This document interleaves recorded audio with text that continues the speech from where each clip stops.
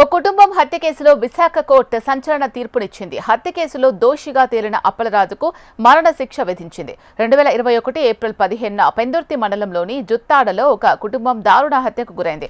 కుటుంబ కలహాలతో ఒకే కుటుంబానికి చెందిన చిన్నారి సహా 6గురిని అప్పలరాజు అనే వ్యక్తి కత్తితో అతి కిరాతకంగా నరికి చంపాడు. ఈ ఘటనలో నిందితుడికి మరణ శిక్ష విధిస్తూ విశాఖ కోర్టు సంచలన తీర్పునిచ్చింది.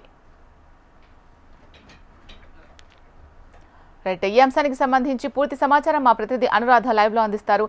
అనురాధ, చెప్పండి అప్డేట్స్.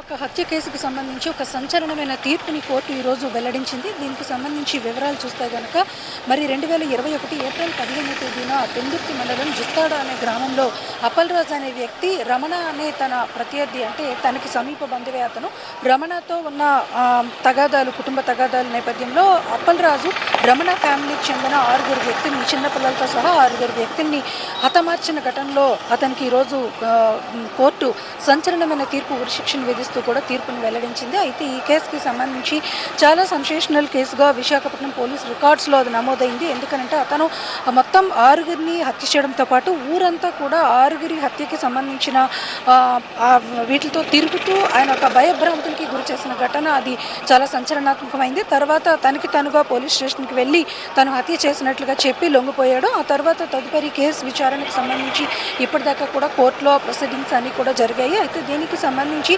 ఈరోజు చాలా సంచలనాత్మకమైన తీర్పుని న్యాయమూర్తులు వెల్లడించారు. అయితే అత్యంత పాశవికంగా, అంటే ఉద్దేశపూర్వకంగా, ఉద్రేకంలో కాకుండా ఉద్దేశపూర్వకంగా ఒక ప్లాన్ ప్రకారం అత్యంత పాశవికంగా ఈ హత్యా ఉదాంతానికి అతను పాల్పడ్డాడు కనుక ఇది ఖచ్చితంగా తీవ్రమైన నేరంగా పరిగణిస్తున్నాము. ఎందుకంటే అతను ఏమాత్రం కూడా చిన్నపిల్లలనే కనికారం కూడా లేకుండా మొత్తం కుటుంబం మొత్తాన్ని అతను హత్య చేసిన నేపథ్యం అనేది చాలా భయానకమైన వాతావరణాన్ని సృష్టించింది. విశాఖపట్నంలోని ఇదొక సంచలనాత్మకంగా భయానకమైన కేసుగా కూడా నమోదయ్యి ఒక పోలీస్ రికార్డ్స్లో ఒక ప్రత్యేకమైన కేసుగా ఉంది. దానివలన ఖచ్చితంగా ఇది తీవ్రమైన నేరంగా పరిగణించాల్సి వస్తుంది అని చెప్పి న్యాయమూర్తి అభిప్రాయాన్ని పడ్డారు. ఆ నేపథ్యంలో ఈరోజు 3 సంవత్సరాల తర్వాత ఈ కేసుకి సంబంధించి ఫైనల్ హియరింగ్ వచ్చిన నేపథ్యంలో ఈరోజు న్యాయమూర్తి ఉరిశిక్షని విధిస్తూ 10,000 రూపాయల జరిమానాతో అతనికి ఒక తీర్పునైతే వెల్లడించడం జరిగింది.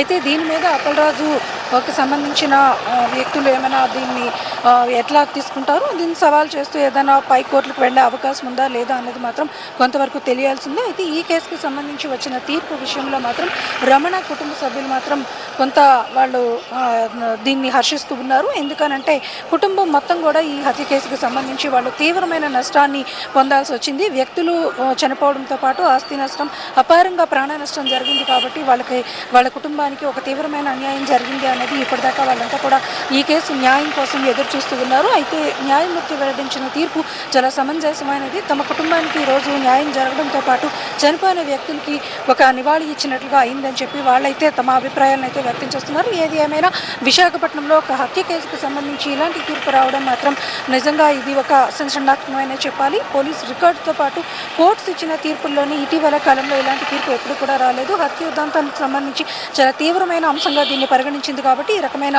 తీర్పునైతే మాత్రం వెల్లడించారు. అయితే ఇది భవిష్యత్తులో నేరాలు చేసే నేర ప్రవృత్తి ఉన్న వ్యక్తులకి ఒక హెచ్చరికగా కూడా ఉండాలి అనేది న్యాయమూర్తి అభిప్రాయాన్ని వెల్లడించారు.